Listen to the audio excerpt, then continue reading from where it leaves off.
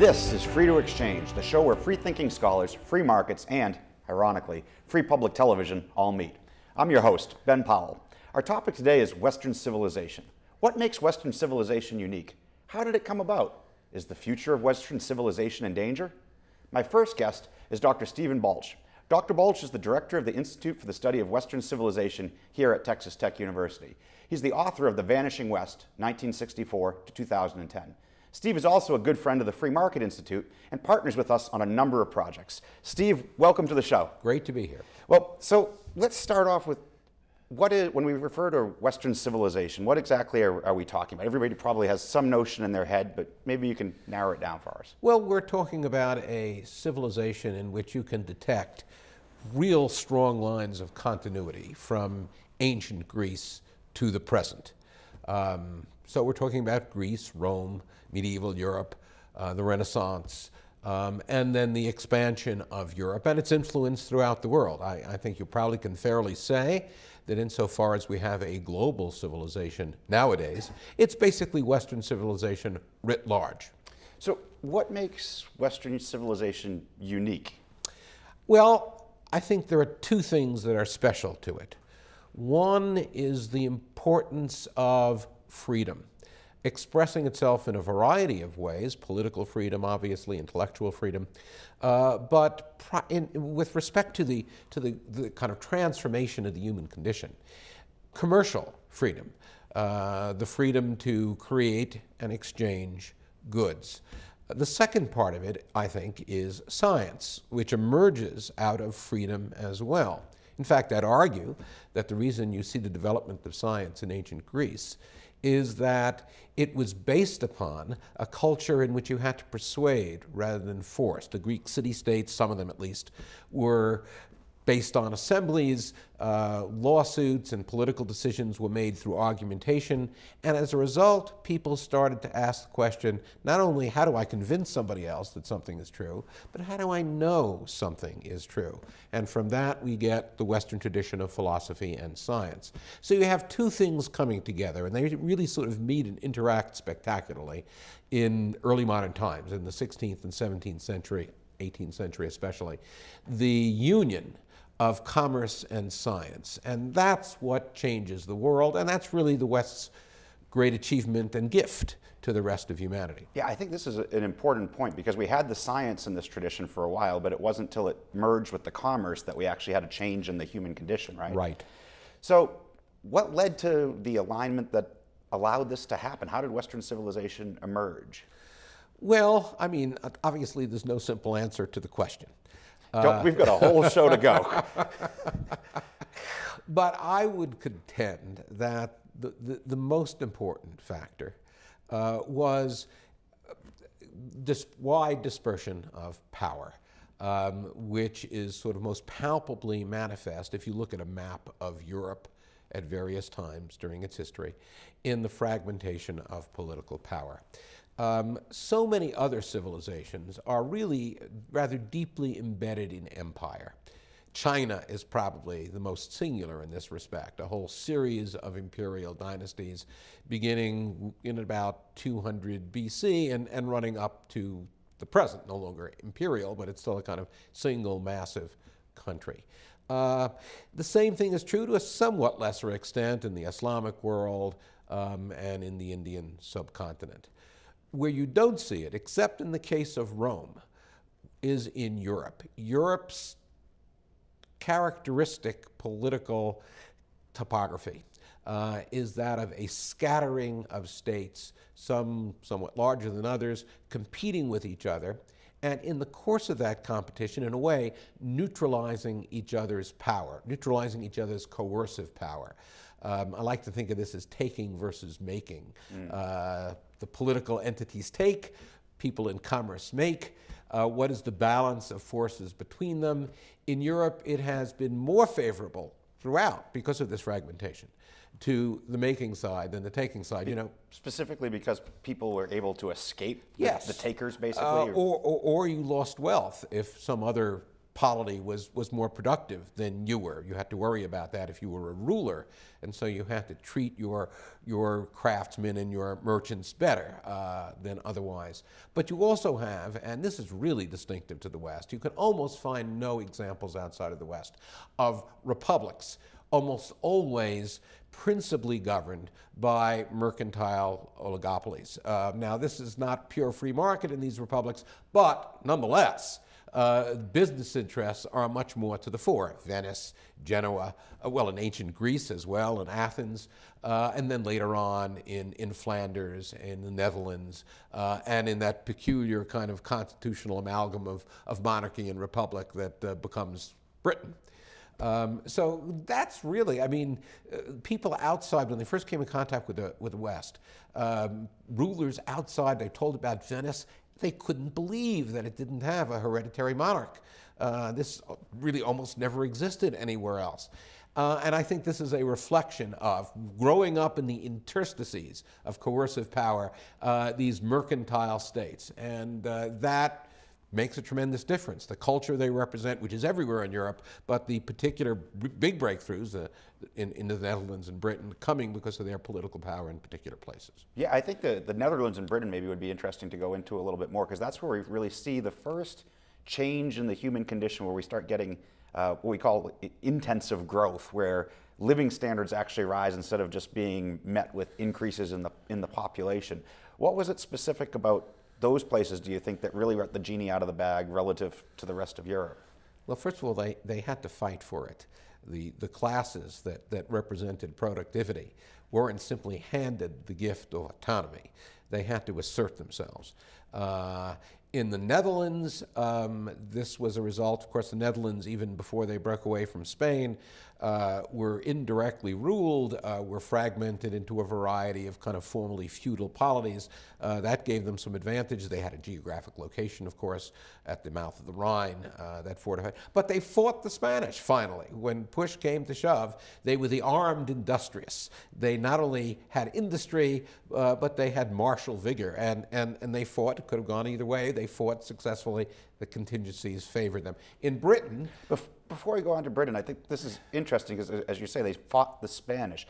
Some people will say, the West is wealthy, but it did it on the back of colonialism. And of course, the Spanish are, one of the leading nations of colonialism. But that's not where this intensive growth manifested itself. No, and of course you can't, there have been plenty of empires throughout history that have conquered and taxed. And none of them experienced what happened in the Western world in the 17th, 18th, and 19th centuries. So yeah, there was colonialism. The Dutch engaged in it as well. But it had a different result because of the nature of the system at home. And the system at home was geared to creativity, to production, to not just sitting on wealth or consuming it in some luxurious way, but to making more of it. And in Britain, in the British case, first of all, you had the fact that it was an island. That meant that the king didn't have a large standing army, which sort of changed the balance of power. And it also had, again, and historical contingency counts here, it also had from a rather early time a parliament, a tradition of consultation, and again, in the 17th century, there was an effort to undo all that, and the English had to fight. Without any certainty of victory, but it turned out the commercial forces ended up winning. So I think it's this concatenation of distributed power and the willingness of people who wanted freedom to fight for it. We have that in America too, obviously, when we fight for our freedom a little later on. So maybe the answer to this has already been implicit in your explanation of the rise of the West, but some people will bring up, well, why not China? Why, they had gunpowder that they invented, they had all sorts of technological innovations. Why didn't they become a first mover on the scene? Would you like to say something well, about that? They had advantages. They certainly had lots of commerce. They had a common market. They had less violence, internal violence, than Europe experienced. But, you know, the ideal in China was not mercantile. What people would do if they made a success in business would be to invest in land and then to invest in the education of their sons so they could learn Confucian ideology and pass the civil service exams. It was a great civil service state. We borrowed civil service from China. The savants of the 18th century got the idea from the Chinese notions of having meritocratic exams. It was good in its way, but it wasn't the formula for a productive, creative breakthrough. They were pretty wealthy, but they didn't make the breakthrough that we did. Also didn't have science. So there's an element here, too, of social norms of what gives prestige. Yes. And in China, it was government service, whereas in England and the Netherlands, eventually it became to be commerce was prestigious. That's right. And they didn't have the notion of rational discourse and trying to kind of formulate laws. And so the scientific tradition doesn't really develop in China as well. You need that, too, to make the breakthrough finally. You can't just make the breakthrough by learning how to create better spinning wheels. You have to understand how nature works finally. Now, of course, when we say Western civilization now, and you kind of mentioned this towards the beginning, we're not just thinking of Western Europe and the United States today. Western Civ is bigger than the West, isn't it? That's right. All the things that we would say are now global institutions are Western in origin, or at least developed in their present form in the last few hundred years. I mean, market economics, capitalism, constitutional government, the rule of law, science, modern technology. All those things derive from the last few hundred years in their present form. And if you talk, it would be meaningless to speak of globalization without them. So in just the last minute here, it seems like it's been a glorious triumph of the West that these ideas have spread around the globe, and when people are left a little bit free, they tend to adopt them. But is Western civilization in danger at the same time that it's so successful? It is. And I think the primary reason for the danger is the proliferation of utopian views of the world. I'm all for intellectual freedom, but it has its downside. And part of this downside is the proliferation of a kind of new secular class of clerics who hold out the notion, these visionary notions, that take no account of how the world really works, and have successfully parlayed them politically into large mass movements that now want to recreate centralized power, bring back the Roman Empire in some new form, and I think stultify the freedom and creativity that has made the West great. Well, I'm for academic freedom and freedom of expression as well. Me too. And I think what you're doing here at Texas Tech with your Institute for the Study of Western Civilization to talk about these ideas is engaging in this battle of ideas, and that's what's important. I thank you for it, Steve. My pleasure. The barbarians are at the gates. But according to my next guest, that might not be a bad thing. In fact, we might have the Germanic barbarians to thank for the rise of Western civilization. Stick around to find out why. Free to Exchange is a joint project of Texas Tech's Free Market Institute and Texas Tech Public Media. More information is available at fmi.ttu.edu.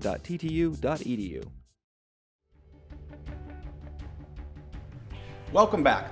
Joining me now is Dr. Andrew Young. Dr. Young is Associate Professor of Economics at West Virginia University, and he's co-director of West Virginia University's Center for Free Enterprise, which is a sort of sister organization to Texas Tech's Free Market Institute. So I'm quite pleased to have him with me today. Andy, welcome to the show. It is a pleasure to be here, Ben. So, and Andy, thinking about the sweep of human history, liberty is so rare. So many societies have grown up and been dominated by their governments, whether it's a dictatorship or a democracy. The liberty, economic freedom of the people has been so rare. How did it come to be that that arose in the West, if that's not too big a question to start with? No, you're absolutely right, Ben. And you know, at the risk of sounding too, Eurocentric, which often you get criticized for, there is something very exceptional about the tradition of liberty from the West. It did not arise in China, it did not arise in India and other civilizations across the globe. And nowadays, when other countries look for a model of economic and political freedoms, it's typically a Western model. It's based on the Western European experience. Now, where did that exceptionalism come from? A lot of people think, and I believe, it comes from what's called the estate system. That basically, going way back into medieval times, that in Western Europe, a very unique characteristic was that while you had central governments, basically monarchies, you also had estates, which were politically powerful groups, The first estate was the church, the Catholic Church, the second estate being the nobility, and these politically powerful groups roughly balanced against the monarchies and basically constrained those governments. And when we think about political freedoms and economic freedoms, it's really all about constraining government and making sure that government doesn't go too far, they can't pursue policies at their whims, and that a lot of human expression and a range of human action is left to the unmolested individual.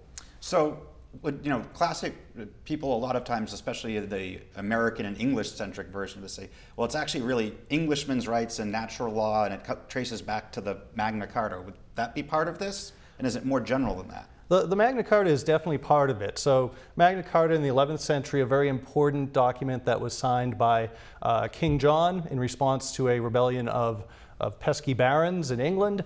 But that was really one of the culminations of a long tradition where the estates wielded political power that offset the monarchy. So we can go back to medieval times, earlier medieval times, and we will see that while we didn't have things like a modern day parliament, say in Britain, that meets regularly, or something in the, following the Magna Carta where it was a parliament that could at least call itself to session, you basically had monarchs who, if they wanted to levy soldiers for a war, if they wanted to raise taxes, and we have to keep in mind that medieval governments, basically that's all they did, was they waged war and they tried to tax people so that they could wage war. That's what medieval governments did. And they would have to basically call parliaments or councils to session where they would invite the nobility, invite representatives of the clergy, the church, and would have to ask permission. Can we raise this additional tax? Can we ask you for more levies of soldiers? And that is a very unique thing in Western European history. So this really wasn't it wasn't a written down system of checks and balances. It was just a de facto, the king isn't all powerful, and if he wants to do what he wants to do, he's got to get the right people to buy in, basically? Absolutely. So when we think about political freedoms, and for that matter economic freedoms, right, there's a certain extent to which that means that groups have the power to stop other people from infringing upon their rights. And you can have rights by law, which now we do have in most Western economies, which is a great thing, and hopefully we can preserve those and reinforce them. But you can also have rights that come de facto, as a matter of fact, through political power, through being wealthy enough where you can basically say, don't infringe upon me because ultimately you need some of my resources. So for example, historically in Europe, the nobility was a landed nobility. They basically controlled most of the land, and they were militarized. They were the source of armies for monarchs to wage war. And on top of that, if you wanted to try to get something from them without their permission, they could wield military might against you, which meant that they were able to wield a lot of de facto, matter-of-fact political power. But over time, when you're able to do that, and what we see in things like the Magna Carta, was that eventually these groups were able to, when they did concede certain policies to the monarchies, to the central governments, when they said, yes, we'll give you some more taxes, yes, we'll give you some more soldiers, that in exchange they were able to say, okay, but we want certain rights, immunities, and freedoms, and over time, that really developed the Western tradition of liberty. Now that's all well and good for the landed estate guys who are constraining the king, but what about for the citizens who lived under the landed estate aristocracy? Were they getting freedom, or what constrained the constrainers here? Absolutely, and that's what we would call the third estate, right? The common man. You're not the nobility, you're not the clergy, you're certainly not the monarch. You're the little guy looking for your rights. They arise sort of late in the European game. But one of the interesting things is that when these other powerful estates, the interests of the nobility, the interests of the church, as over time they basically sought to have their rights, their freedoms codified, in doing so, that created a tradition of liberty and an ideology of liberty. And eventually that ideology of liberty started to spill over, okay, when people started to talk about, oh, well, where do these rights come from? Well, we're going to talk about them in terms of natural rights. We're going to talk about them in terms of something fundamental to individuals. You couldn't help but have that eventually spill over to saying, hey, well, logically then, this has to apply to, the common man as well. So how did this come to be? Where did it all get started? Because usually if, a popular conception of world history, it's, there was the great civilizations, the Greeks and the Romans, and then the fall of the Roman Empire, and it was barbarians, and then the Dark Ages before we get to Enlightenment and Renaissance. How did this balance of power come to be, and was it really so dark then? Yeah, it's a complex question, but when you think of something like the Roman Empire has a reputation of being a very legalistic sort of culture involved with it, and they certainly did have a fascination with the rule of law, but at heart, the Roman Empire was an autocracy. People didn't have rights. There was basically a dictator, whether it be the actual emperor or some military figure standing behind the emperor. But when the empire fell, and we're talking basically throughout the 5th century into 6th century here, when the empire fell, there were some really fortuitous circumstances that sort of laid the groundwork for what we call the estate system in Western European history. So for example, when the empire fell, there were numerous barbarian groups, the Germanic barbarian groups, not associated with the country, but basically the dialect that they spoke, that came across the traditional frontiers, the Rhine River and the Danube River, and were, largely, sort of forced the issue of being settled within the empire. One interesting thing that came out of that was once the empire By forced the issue, you mean they kind of came in and said, we're here and you can't throw us out now? They actually did, and at times they would negotiate to work in military service with the empire. Sometimes they'd be fighting against the empire, but exactly, for various reasons, there were groups that wanted to come across the frontiers. The Roman Empire wasn't strong enough and basically had to accommodate them. And when it did accommodate them, it accommodated them in some very specific ways. And a lot of these methods of settlement for these barbarians were part of sort of a Roman PR campaign to convince its citizens that, this isn't out of the ordinary, that we're suddenly settling all these barbarians in what we would consider to be imperial territory. When they went to settle the barbarians, they would basically give them, and I'm talking the individual members of these barbarian groups, the warriors, give them allotments of land from each Roman landowner, or give them shares of tax assessment, taxes due from the land. And you would have a situation where basically each Roman landowner would be liable to share a certain portion of his land or the revenue from it with a barbarian settler.